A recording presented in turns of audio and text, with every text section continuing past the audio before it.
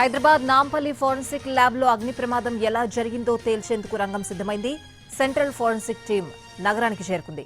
నాగ్పూర్ కి చెందిన fire academy సిబ్బంది సైతం హైదరాబాద్ కు చేరుకున్నారు. ఫోరెన్సిక్ ల్యాబ్ లో జరిగిన అగ్ని ప్రమాదంపై థర్డ్ పార్టీ విచారణ చేపట్టింది.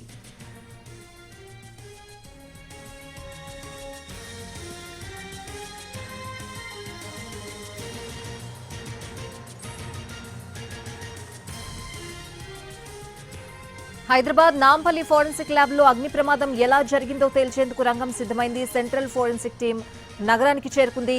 నాగ్పూర్ కి చెందిన ఫైర్ అకాడమీ సిబ్బంది సైతం హైదరాబాద్ కు చేరుకున్నారు. ఫోరెన్సిక్ ల్యాబ్ లో జరిగిన అగ్ని ప్రమాదంపై థర్డ్ పార్టీ విచారణ చేపట్టింది.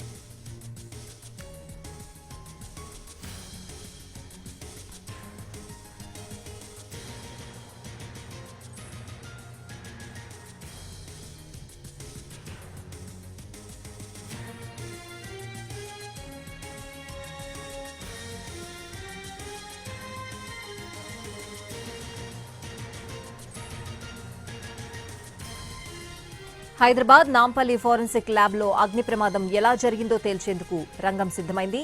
సెంట్రల్ ఫోరెన్సిక్ టీం నగరానికి చేరుకుంది. నాగ్పూర్ కి చెందిన ఫైర్ అకాడమీ సిబ్బంది సైతం హైదరాబాద్ కు చేరుకున్నారు. ఫోరెన్సిక్ ల్యాబ్ లో జరిగిన అగ్ని ప్రమాదంపై థర్డ్ పార్టీ విచారణ చేపట్టింది.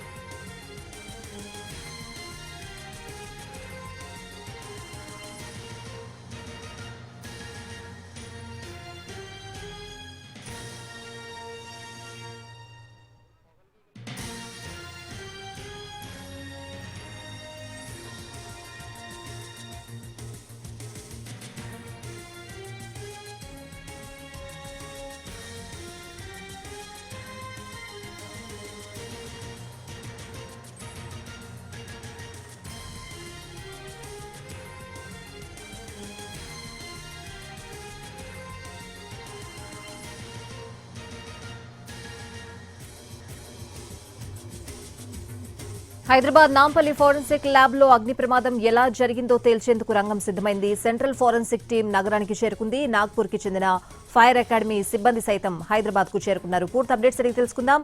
మా ప్రతినిధి కిరణ్ లైవ్ లో ఉన్నారు. కిరణ్,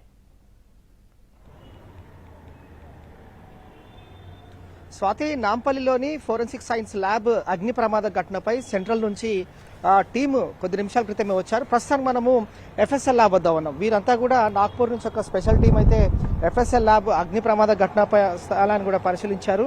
నాగ్పూర్ నుంచి ఎక్స్పర్ట్ టీము లోనికి వెళ్లి పూర్తి స్థాయిలో కూడా మొత్తం పర్యవేక్షించారు. సర్వర్లను రిట్రీవ్ చేయడానికి ఈ ఎక్స్పర్ట్ టీం వచ్చారు. భారతదేశంలోని అత్యంత అధునాతనమైన సంస్థ నిపుణులతో ఇదంతా కూడా పర్యవేక్షణ కొనసాగుతుంది.